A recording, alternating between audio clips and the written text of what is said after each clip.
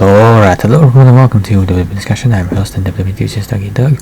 In today's episode I'm going to be discussing Friday Night Smackdown, January 26, 2024 edition, the final episode of WWE programming before the Royal Rumble, one of the biggest events for WWE. Royal Rumble is a special premium live event. January is a special time of the year. The road to WrestleMania officially kicks off tomorrow night, but before we get to all that, we're going to take a look through this episode of SmackDown, and it starts with Carlito versus Santos Escobar. Well, didn't start with this match, but this is where we're starting the episode off with Carlito versus Santos Escobar. The show actually started with a verbal confrontation between the number one contenders. LA Knight had himself a pretty good...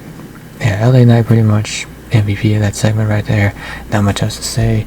And as for this match here, it was a good match featuring Escobar's attack on the previously injured shoulder of his opponent, and it saw Escobar benefit once again from well-timed interference, this time from Elektra Lopez, which came on the heels of a brawl between Humberto Angel Cruz and Joaquin.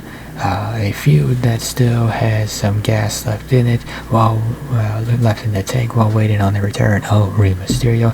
It added a new element in the form of Lopez, who will give Vegas someone to battle and highlight her skills that extend well beyond great acting with facial expressions and also just standing ringside and rooting on her teammates.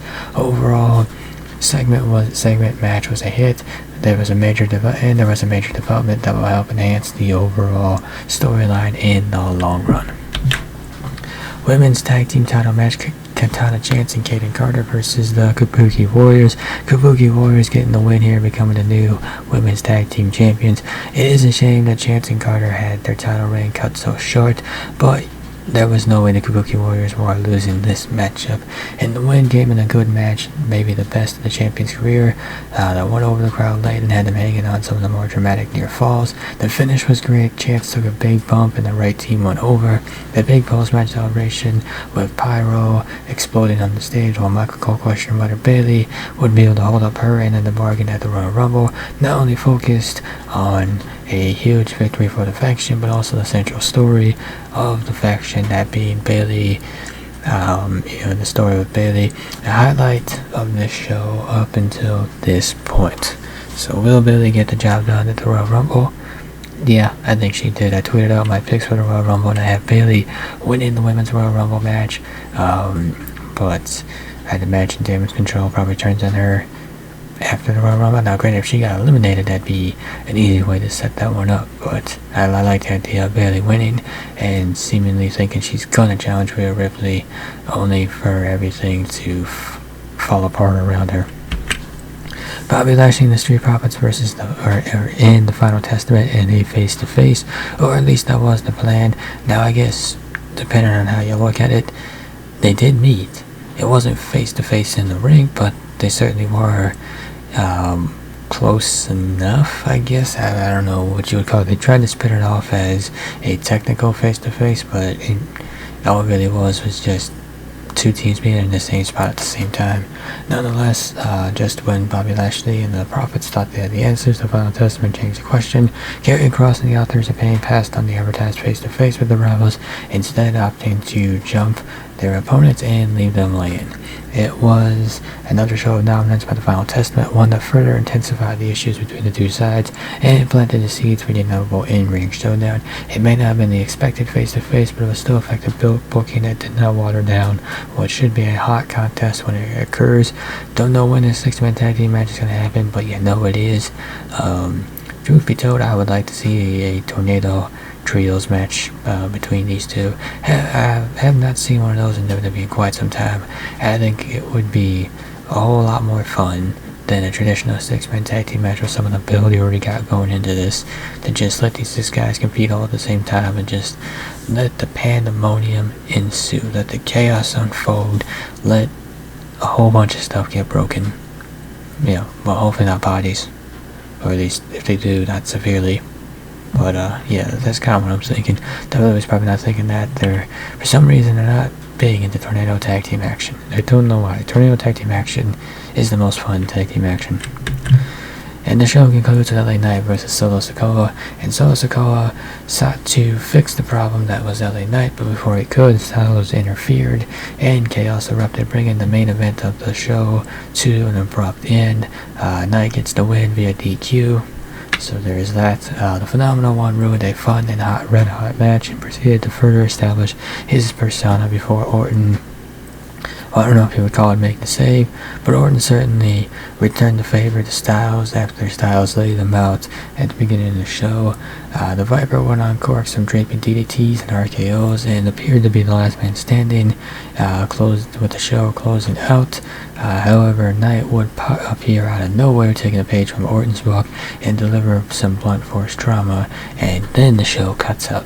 This was a great example of how one highlights all the key players in a championship match, while also giving the impression that any of those said men fighting for said championship can conceivably win it. Now, will any of them win it? Probably not. This is looking like another successful title defense for Reigns, but this was still a great exclamation point for this show, one that the main event of Monday Night Raw lacked.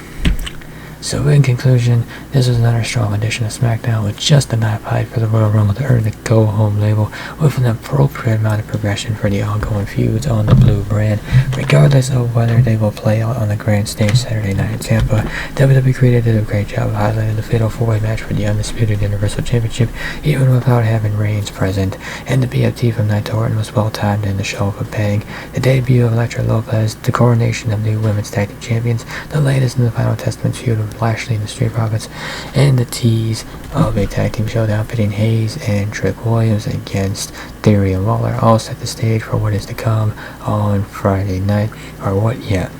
I will admit, Trick Williams got quite the pop and quite the reaction, which is a great thing, not that I didn't expect it, but there is always this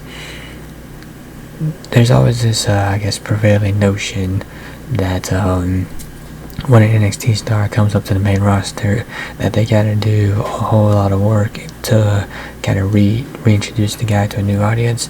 Now, I don't know exactly what the numbers are, if those numbers are out there, how many people who watch Raw and SmackDown also watch NXT, but clearly there are quite a few people who watch NXT and are well aware of Trick Williams. It helps when you have a catchy chant, but I think more than that, the catchy chant is a nice little additive to what Trick Williams has going on in his arsenal as an in-ring competitor for mic skills as well. So it's great to see him get that pop and that reaction. You know that he is going to be he is a star in the making, and I cannot wait for him to get his NXT title match at Vengeance Day. I'm really curious to see if NXT is ready and willing to pull the trigger, or if they want to keep Dragunov's reign going. There's not really a wrong answer with that one, I don't think, but I guess we'll see how NXT plays that one out. Royal Rumble match itself got some more participants added to it. I think 17 of 30 have been confirmed for the men's Royal Rumble, while 8 of 30 have been confirmed for the women's Royal Rumble.